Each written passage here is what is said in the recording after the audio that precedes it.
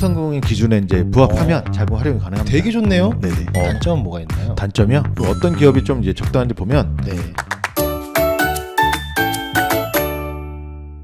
자, 세상의 모든 사장님들의 문제를 함께 고민해 주시는 시선 파트너즈의 박호영 이사님과 함께 소상공인분들 대출과 관련된 이야기 나누고 있습니다. 이번에는 어떤 내용입니까? 아마 이 영상이 나갈 때쯤에는 이제 공고가 떠서 네. 아마 진행이 되고 있지 않을까 싶어요. 그래서 이제 올해 추세를 봤을 때 거의 매달 나오기 때문에 네. 그 나올 것 같고요. 그러니까 제가 오늘 들고 온 주제는 이제 소상공인진흥공단에서 직접 대출. 직접 대출. 네네. 직접 대출이 있다는 얘기는 뭐 간접 대출도 있다는 겁니까? 간접 대출이 아니고 이제 대리 대출이라고. 네. 그러니까 소상공인에서 보증서를 끊어주고 은행에서 빌려주는 네. 대리 대출이 있고요.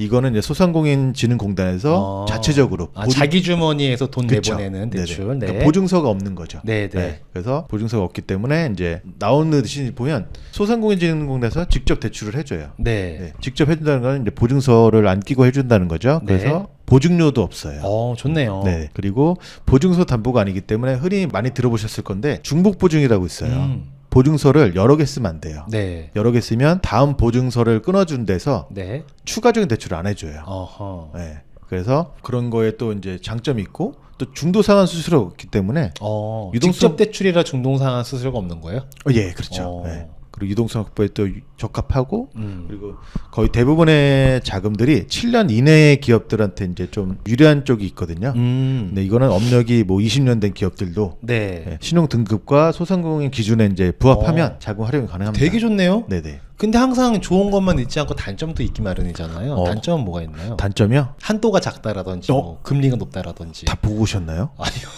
맞습니까? 네. 제가 또 시선 파트너 3년 따라다녔지 않습니까? 네. 네. 일단 한도가 이제 1억밖에 안 되고요.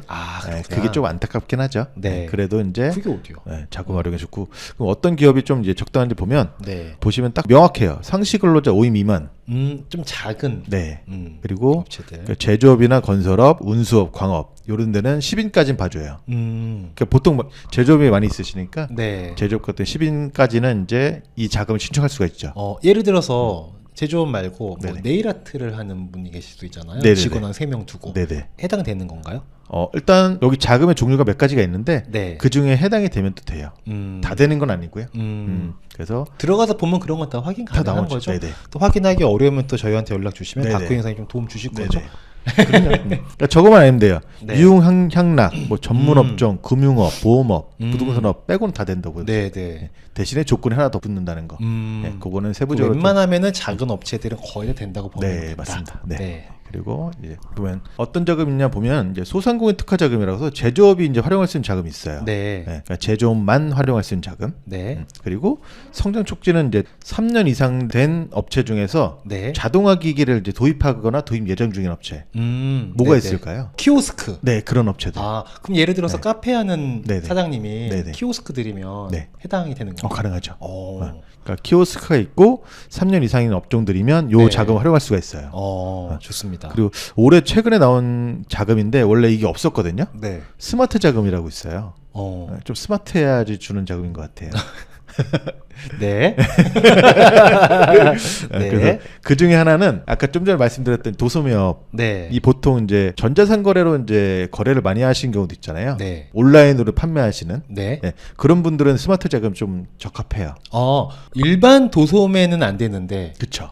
온라인으로 하는 전자상거래는 대출이 된다는 거죠? 그게 올해 나왔어요. 올해 나온 거예요? 네네. 네. 그래서 작년까지 없었다가 네. 올해 나왔기 때문에 이걸 모르시는 네. 분도 많이 계셔가지고 보통 그 인터넷으로 쇼핑몰. 쇼핑몰 하시는 분들 보면 자기가 도소매로 신고되어 있는 분들 많더라고요. 맞아요. 전자상 거래로 안 돼 있고 네네네. 그러다 보니까 나는 대출 안 돼. 이렇게 인지하는 분들이 많다고 네. 얘기를 하던데 네네. 그러지 않네요. 그분들 중에서도 이제 가능한 전자상 거래 되는 분들이 꽤 있겠네요. 네네, 맞습니다. 그리고 그런 것도 있다. 그때 최현진 이사 얘기 들어보니까 처음에 사업자 등록할 때부터 전자상거래로 등록했으면 되는데 몰라서 도소매로 신청했다는 거예요. 맞아요. 왜 그랬냐 물어봤더니 세무사랑 상담을 했대요. 그 개업하신 분이. 네네. 그래서 뭐 할 거냐, 옷 장사할 겁니다. 옷은 떼다 파는 거잖아요. 그쵸. 만들어 파는 거 아니니까. 네네. 그러면 도소매죠. 업종 도소매. 네. 근데 이분은 온라인으로만 팔어. 무조건. 그래서 맞아요. 사실 전자상거래를 할 수 있었는데 이런 거 놓치면은 네. 이런 자금들이 이제 못 받게 되는. 맞습니다. 네, 네. 이런 게 좀 있는 것 같더라고요. 좀 많이 배웠죠? 그래도 많이 하시네. 좀 있으면 이제 직접 여기서 촬영하셔도 되겠어요. 아예 아닙니다. 제가 이쪽에 앉고. 네. 그리고 여기는 또 운전 자금만 있는 것도 아니고요. 시설 자금도 있어요. 네, 근데 운전 자금, 시설 자금은 같이 신청할 수는 없고 네. 동시 접수는 안 되고 운전 자금은 보통 1억까지. 네. 그 시설 자금은 보통 5억까지. 네. 그러니까 아까 그 기준 조건을 맞춰야 되는 거고요. 네, 네. 네. 그런 업체들을 이제 활용할 수 있는데 여기도 이제 그냥 뭐 온라인 접수니까 그냥 뭐 땡땡 누르면 끝나는 게 아니고 네. 뭔가를 또 작성을 해야 돼요. 그렇겠죠. 네, 그래서 뭐 제가 지금 사업 계획서 샘플을 좀 가져왔는데 네. 되게 단순해요. 내가 생산하는 게 뭐고 이게 용도와 특성이 어떤 거고 기술이 뭐냐고 네. 이제 간단하게 적으면 되는데 어. 이걸 또 돈 받고 해주신 분도 계시더라고요. 항상 어디에나 누군가의 게으름이나 무지를 딛고서 비즈니스를 하는 분들이 네네. 항상 계시긴 네, 하죠. 그래서 되게 안타까워요. 네, 그래서 이거 막상 본인이 써보면 네네. 별거 아닌 거. 별거 아니에요. 한번 읽어볼까요? 제품의 네. 용도 및 특성, 기술 제품의 경쟁력, 시장 상황, 생산 및 판매 계획. 근데 이거 네. 딱 들어보면 네. 우리가 장사는 하고 영업은 하는데 서류상 이런 거를 글을 잘 못 적으시는 맞아요. 분들도 계세요. 네네. 근데 그런 분들이 혹시 잘못 써서 안 나올까봐 걱정되니까 돈을 주고 맡기는 거거든요. 네네. 근데 이거 잘못 쓴다, 잘 쓴다 이런 기준 같은 게 좀 있을까요? 기본적으로 실사는 나오기 때문에요. 네. 그들이 이 자료를 들고 와요. 네. 자료를 보고 하는데 보통 이제 사장님들이 글은 잘 못 쓰시더라도 네. 말씀 되게 잘하시거든요. 네. 그치. 내 기술이니까. 그쵸. 근데 저걸로 판단하는 게 아니고 아. 실제 실사 나와가지고 네. 그러면 이거 써주셨는데 좀 더 자세하게 얘기해 주시겠어요? 그러면 얘기해 주시면 네. 그들도 다 이해를 해요. 이거 쓰는 걸로 당락이 결정되는 건 아니다. 아니죠. 너무 네. 부담 가질 필요 네네. 없다. 네. 그러니까 굳이 쓸데없는 돈 쓰지 마셔라. 맞아요. 보통 이런 거 써주시는 분들 비용 어느 정도 받으세요? 글쎄요. 천차만별이긴 네. 하겠지만 약간 뭐 몇 시부터 몇 백까지도 하는 것 같아요. 네. 약간 이런 말하면 뭐하지만 약간 좀 상대방이 좀 이렇게 호구스럽다. 그걸 많이 부르고 네네, 맞아요. 좀 깐깐한데 그러면 좀 싸게 네. 해주고 다음을 노리고 그쵸. 약간 이런 분들 많이 있더라고요. 맞아요. 네. 근데 굳이 그런 거 하실 필요 없다는 말씀입니다. 근데 이걸 해서 음. 되면 다행인데 네. 다음에 안 되는 사례를 좀 들고 왔거든요. 그러니까 이거에서 잘 된다고 다 되는 거면 네. 다 이것만 연습하지 누가 사업 그쵸. 열심히 하겠어요. 네네. 네. 네. 그래서 다음에 보면 지금 혹시 잘 보이시나요? 아마 확대를 해서 보실 거예요. 네네. 요새 유튜브도 두 손가락으로 확대하면은 그래요? 확대가 돼서 네네. 최근에 이제 대출이 불가한 업체에 나온 건데 이게 되게 재밌는 게 보시면 지방세랑 이제 국세 찬합됐다고 대출이 불가하다고 나오거든요. 네. 근데 보통 이제 서류 들어갈 때 국세 납입증명서랑 지방세 납입증명서가 들어가요. 네. 근데 대표님이 거기서는 없었다는 거예요. 다 납입했다? 예. 납입해야 되는 서류가 없었다 아니 목록에? 납입해서 서류가 있는데 네. 그 안에 내가 체납된 게 없다. 다 떼보니 네. 서류 떼보니까 난 다 완납됐다고 네네. 나온다. 네. 근데 확인해 보니까 이제 거기가 세무서에다가 전화하다 보니까 네. 한 번은 그런 거 예전에 이제 불법 운전해가지고 과태료 나온 걸 안 낸 게 있었나 봐요. 딱지. 네. 그런 것도 잡아냈더라고요 요즘에. 야. 그러니까 지금 아직 전산 시스템이. 네. 아직 한두 가지 못 찾았대요. 근데 뭔지는 얘기 안 해주나 봐요. 얘기는 안 해주고요. 알아서 자진납세. 네. 그래서 일단 최대한 찾아보러 말씀드렸는데 네. 저도 알 수가 없으니까 본인이 그렇네. 확인하셔야 되는 거죠. 보통 이렇게 뭐 교통 위반이라든지 네. 뭐 이렇게 그런 거 말고는 일반적으로 민간인들이 안 낼 게 뭐가 있을까요? 글쎄요. 그런 거 말고는 이제 과태료 같은 건 다 재산세 이런 것도 가끔 까먹을 수도 있고요. 재산세 네. 그런 건데 근데 국세증명 이런 네네. 것도 나오긴 할 네네. 테니까 되게 신기하네요. 그래서 저도 좀 무섭네. 요즘 놀랬던 게 그래서 6월달에 또 신청할게 그러시는 거예요. 그래서 네. 일단 그거 먼저 해결하고 나서 신청하시자.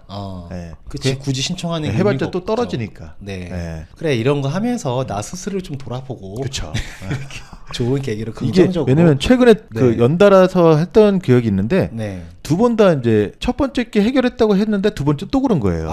과태료가 두 개. 같은 업체거든요. 아. 네, 이게 그 완전히 해결이 안 된 거였죠. 이게 지금 왼쪽에 네. 있는 거랑 오른쪽에 있는 거랑 신청한 월이 다른 네, 월만 월인 다른 거예요. 거예요. 예를 들어 뭐 네네. 4월달, 5월달. 정답이에요. 그래요? 그래서 대표님이 6월달에 네. 신청할게 그랬는데 일단 저게 확실하게 없애진 다음에 해야지만 그래도 의미가 있지. 네. 그쵸. 근데 그분은 얼마나 답답하시면 그러겠어요. 그러니까요. 그냥 나 뭔지 얘기해줘 낼게 네. 이러고 싶으신데 맞아요. 거기서 말을 안 해준다는 네네. 거고. 야 이거 못 찾아내면 당신이 찾으세요 이거죠 그냥. 계속 못 하는 거 아니에요. 네 맞아요. 평상시에 그래서 뭔가 뭐 살다 보면은 위법이라기보다는 과태료 물 일이 생길 수 있잖아요. 네네. 급하게 뭐 무단횡 할 수도 있고 여러 가지 일들이 있을 수 있는데 할 때 하더라도 벌금은 빨리빨리 내요. 빨리 내야지 안 그러면 까먹어요 과태료, 사람이. 네. 네. 그러니까 망각의 금액의 동물이기 문제가 때문에. 아니라, 네 네. 맞아요. 금액 얼마 안 돼요 다. 뭐 그러니까요. 3만 얼마 4만 원 이러고 그러니까 미치는 거예요. 막. 담배꽁초 투척하신 거 아니야? 아무튼 네. 이런 논대도 있고 네. 보면 지금 보이시나요? 법인명 지금 이제 여기도 지방세 체납. 법인명의 지방세 체납이 있다네요. 예, 그리고 자본 완전 잠식, 재무 구조가 취약하대요. 그렇네요. 예, 그러면 이 업체는 네. 올해는 안 되겠죠. 네. 뭘 해도. 그쵸. 예, 내년에 결산하고 나서 3월달에 여기는 법인이거든요. 네. 3월달에 결산하고 나서 4월 이후에 한번 해야 되는 상황인 거죠.